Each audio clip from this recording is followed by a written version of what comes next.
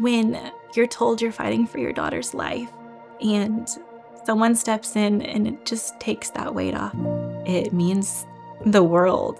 You don't know how badly you need community until you need it.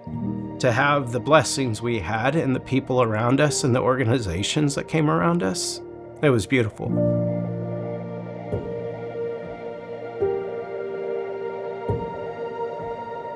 With Amelia, it was a great pregnancy. I was 26 and everything went well. It was perfect. It was picturesque. She was the easiest baby. Slept through the night, did not cry that much. And we were like, this parenting thing's pretty simple. And so we were doing the normal checkups and just enjoying having a baby. We went to the pediatrician for her normal 9-month checkup. I almost wasn't going to take her to that 9-month appointment, and something in me said, no, you need to go ahead and take her. So we did, and the doctor, she did her normal checkup, and she kind of took the flashlight and looked in her eyes, and she pulled out her phone, and I thought, well, that's odd. So then she snapped a photo, and she showed me, and she said, do you see this white reflection in her right eye? It's not there in her left eye. She goes, well, this could mean nothing or it could mean a tumor. And she said, well, we have an appointment for you with the ophthalmologist. Can you go in right now? We went right over there and they were very kind. They got us right in and he dilated her eyes. He looked in her eyes and then he left for a little while and he came back and he sat down and that's when you could tell the whole mood just shifted. He brought this presence with him that was just so heavy and he began to cry. And he said, it's most likely your daughter has retinoblastoma. Being an engineer that I am, I said, okay, so what are the next steps? And he looked at me and he said, no, your daughter's going to be fighting for her life from this point on this journey. And that hit me pretty hard at that moment.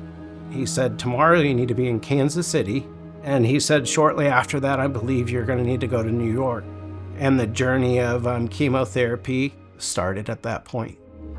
Childhood cancer is the leading cause of death by disease in children in the United States. What is the point of this amazing research, these amazing treatments, if a family can't get to them? The National Children's Cancer Society is a great source of emotional, educational, and financial support to families who have a child with cancer. Amelia's family, the Darches, are an amazing family. They're just the sweetest, kindest people. They came to us when Amelia was 11 months old, and it was a very stressful time. Amelia had just recently been diagnosed with cancer. They were told that she had to have intra-arterial chemo 18 hours away from their home. They made the first couple of trips on their own, but quickly were reaching out for resources because that became extremely overwhelming. Their focus needs to be on Amelia, getting her the treatment, getting her where she needs to be. The last thing they need to be worrying about is how are we going to afford it? Can we afford it? It was a roller coaster. So we were going to New York. We probably went at least 10 times in the first year. It's probably pushing close to 40 trips now. So she had 3 chemotherapy surgeries and they were a month apart. We traveled from our home in Joplin, Missouri to New York City every 4 weeks, and then we moved out 2 weeks. So we would go every 6 weeks, and then we would go out every 8 weeks, and then it just kept continuing, and now we're out every year. The National Children's Cancer Society has paid for every single one of those flights. We didn't have to make the impossible decision of do we get care for our child or do we pay bills? The National Children's Cancer Society's financial assistance is the difference between children making it to appointments for treatment and not. And if there's not a good resource like the National Children's Cancer Society to get that child to life-saving treatment, it's the difference. The National Children's Cancer Society led us through a horrible roller coaster that we didn't want to be on. How do you say thank you? I would proudly display Amelia's photo and just say thank you so much for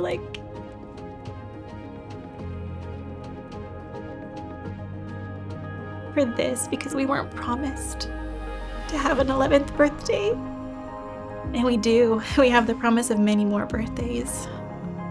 It has made me stronger because I feel like everything is kind of easier now.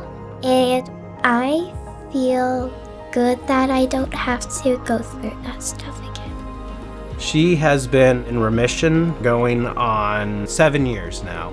They say at this point, her cancer coming back is less than 1%. Life now, I feel like, is fairly peaceful. She does horseback riding lessons and she loves to read. Like, she gets to experience things that she might not have otherwise experienced because of the care we received and the community that gathered around us. Thank you for helping me through this journey, and that's all.